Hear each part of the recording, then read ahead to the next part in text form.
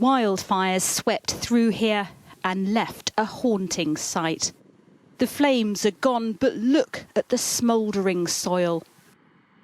I'm firefighter, still 26 years, and I never knew that situation.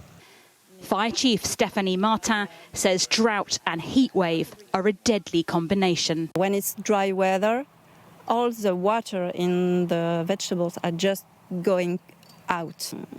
When the fire arrives, it's just easier because all the trees have less defense to fight against the fire. The wildfires in Gironde have been burning for weeks. They're battling around the clock, on the ground and from the air.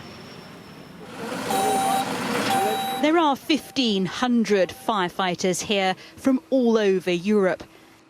And closer to home, we found village vigilantes, local volunteers carrying and doing what they can.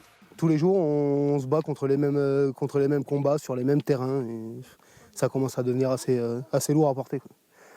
Bon. But they all agree they won't give up. On est sur les jantes, oui. On est très fatigués. On ne laissera pas tomber notre forêt ni nos communes. It feels relentless. This is the problem. Walk anywhere in the forest and you'll find these pockets of smoke. The peat soil here is now so hot, you can actually feel the heat rising up from the ground below.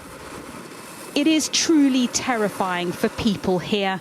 They desperately need rain, but can only hope it comes soon.